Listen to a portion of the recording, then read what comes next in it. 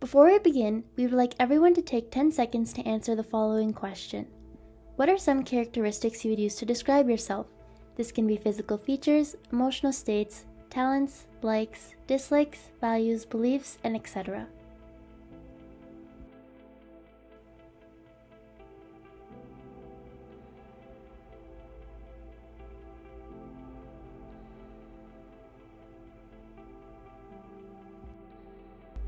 That list you came up with is a reflection of your self-concept, but a partial one, of course, as this list could go on and on. The self-concept is the set of beliefs you have about yourself. Our main focus in this video is going to be about one of the components of the self-concept, which is self-esteem. What is something most people in this room have in common? We all want to be successful in life, and success entails something different to each one of us. However, have you ever taken a step back and considered how this urge for success is affecting your self-esteem and ultimately shaping your self-concept? Since this is something most of us can relate to, the issue we want to highlight is how self-esteem is dependent on success and what the role of self-criticism is in this process. First, what is self-esteem? Oxford Dictionary defines self-esteem as, to quote, one's attitude towards oneself or one's opinion or evaluation of oneself, which may be positive, neutral, or negative. Ask yourself, how did you feel about the qualities you identified in the opening question? That could give you a sense of your self-esteem. Well, how is self-esteem measured? William James, who is known as the father of American psychology, created a formula for self-esteem. The formula is self-esteem equals success, which are your achievements, divided by our pretensions, which are our goals, values, and belief potential. If our success is below our pretensions, we see ourselves as failures, forming low self-esteem. And if our success is greater than our pretensions, we feel good about ourselves and form high self-esteem. This drives forth the idea that self-esteem is contingent. It's contingent on success. The degree in which an individual's self-esteem is contingent, meaning dependent, on success and failures in specific domains of their lives carries big significance over one's well-being and performance. To explain in more depth, this approach highlights the different domains that people see as relevant for their self-esteem. In other words, the domains an individual thinks they have to master to be a worthy person.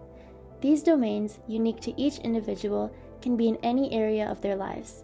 Below are some examples of domains: academics, social acceptance, physical appearance, athletic ability, romantic appeal, close friendships, and job competence. What this means is that we only feel good about ourselves when we reach our own definitions of success in those domains of life that we deem as important to us. Well, what happens when we fail? What happens when we fail to reach our ideal standards? What commonly happens when we realize we have not reached our goals or our definitions of success is that we begin to feel a sense of wrongness that is strange and should not be happening, that we should not be failing to reach our goals. It is exactly this feeling of wrongness and abnormality that we feel, the sense of separation we get from others where we feel alone in our failures and suffering, that is so psychologically detrimental. We say things to ourselves we would never say to someone we care about or even to someone we don't like very much. One question we may all have now is why? Why do we self-criticize despite being aware of its damage? Research has found a number of reasons for why humans are self-critical, but the number one reason is because we believe we need self-criticism in order to motivate ourselves. That if we are too nice or considerate, then we will be incompetent and lazy. And because of this, many of us, even in this room, admire self-criticism and respect what it stands for. We view this quality as powerful evidence of honesty, responsibility, and integrity, which are three desired moral virtues. This works because we humans are future-oriented. As Martin Heidegger, the 20th century philosopher, put it, the human being is always ahead of himself. For this reason, we see self-criticism as a precondition or a necessity for self-improvement and development. We tell ourselves it is only when we bravely look inside and identify our flaws and own them that we can bring the journey of correcting, or at least minimizing them, thereby becoming better people. The question then becomes, is such a statement true? Research by Oxford University Press strongly advises us to rethink these premises. Self-criticism actually damages our motivation. When we criticize ourselves, we are actually alerting our body's threat defense system, known as the reptilian brain. This system evolved to release adrenaline and the stress hormone cortisol in the case that there was a threat to our physical being, in an attempt to prepare for the fight or flight response. While in the older days the threat was from an external force, such an animal, to our actual physical being in modern times, the threat is often not to our physical being, but to our self-concept, meaning how we perceive ourselves. And so, when we see something we don't like in ourselves, we feel threatened and attack the problem, therefore meaning we attack ourselves. And so, with self-criticism, we at once become both the attacker and the attacked. Our brain releases large amounts of cortisol when we are constantly self-criticizing, and eventually, in the long term, our bodies are designed to shut themselves down in order to protect themselves. An example of this is when an individual's body shuts down and becomes depressed in order to deal with all the stress. Therefore, although self-criticism may motivate us in the short term, in the long term, it can make us prone to a more depressive state of mind. But before we move forward, let's actually take a couple steps back. What is the psychology behind why we even self-criticize? Why are so many of us drawn to it? Almost like it's second nature. Social psychology research does suggest that bad is stronger than good. Or, in other words, humans are more influenced by negative information than positive information.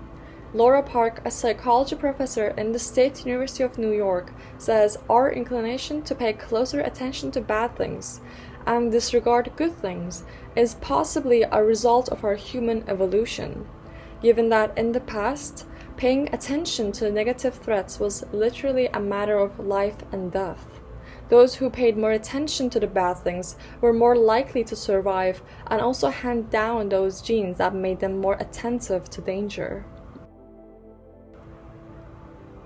In modern times, psychologists refer to this as the negative bias. This negative bias is our inclination to not only comprehend negative stimuli more easily, but also to get caught on those events more frequently. This psychological phenomenon that dates back to our human history explains why criticisms often have a greater impact than compliments, and why bad news often gets more attention than good news. It also argues why people are more likely to fear the consequences of a negative outcome more than they desire the potential positive gains, even when the two possibilities are equal. To put it into perspective, we invite you to think of two scenarios, one where you lose $50 and one where you gain $50. Which one do you think you will have a stronger reaction to? Well, research suggests that people have a stronger negative reaction to losing $50 than the positive feelings they may have from gaining $50. All of this, again, ties back with why people default to self-criticism and even negative bias, because people have more motivation when an incentive is framed as a means of losing something than when the same incentive will help them gain the same thing. To move on, now let's consider what the long-term implications of self-criticism are. In the next part of this video, we will consider the effects of self-criticism on our perception of reality, identity, and communication. Perception of reality. Our thoughts are the catalyst of self-perpetuating cycles that influence our behavior and actions to create our reality. Now, what does this mean? Let's break this down. What we have control over and how we begin to construct a reality is ultimately dependent on how we perceive, interpret, and think about the events in our lives. Our belief plays an important role in forming our cogitative lens through which we interpret our life events, and this lens acts similar to a selective filter, where it checks the environment for evidence that corresponds with what we already believe to be true. This also reinforces why once we draw conclusions about ourselves, we are often expected to do two things. One, look for evidence that reinforces our belief, and two, discount anything that is opposed to our belief.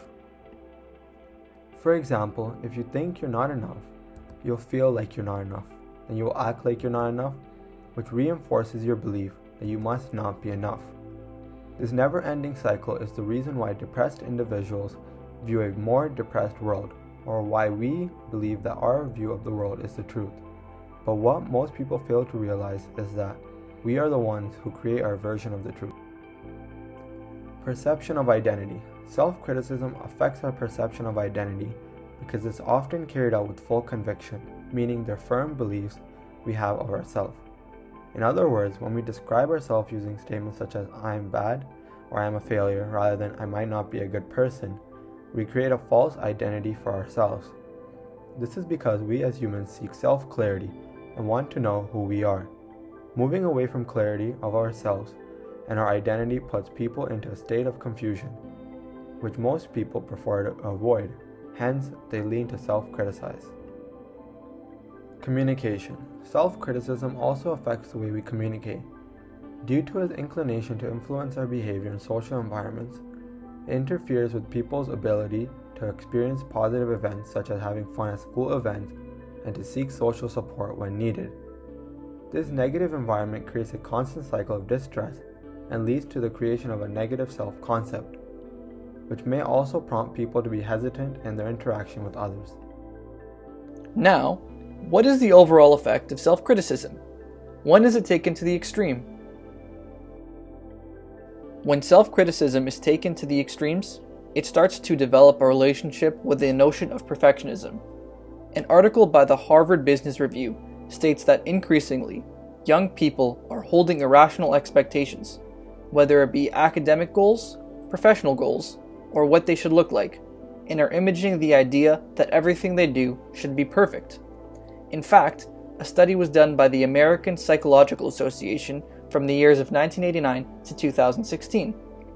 The results revealed that levels of self-oriented perfectionism, which is when we set high standards for ourselves, increased by 10%. Socially prescribed perfectionism, which is when we set high standards due to societal pressures from family, workplace culture, society, and etc., increased by 33%. And other-oriented perfectionism, which is when we hold others to high standards, increased by 16% over those 27 years. Moreover, a meta-analysis of 284 studies published by the International Society of Clinical Psychology found a correlation between high levels of perfectionism and depression, anxiety, obsessive-compulsive disorders, eating disorders, fatigue, stress, insomnia, and deliberate self-harm. So, let's recap and take a look at how all of this connects. Contingent self-esteem has the tendency to make us develop a negative self-esteem and self-concept when we don't meet our set ideal expectations. This makes us more prone to self-criticism. Psychologically, self-criticism distorts our perceptions of reality, our identity, and the way we communicate. Therefore, self-criticism extends past to the notions of motivation and self-improvement and displays detrimental effects on our health. As this video comes to an end, we would like to end off with this quote by American author Kathy Ireland. If we get our self-esteem from superficial places, from our popularity, appearance, business success, financial situation, health, any of these, we will be disappointed, because no one can guarantee that we'll have them tomorrow.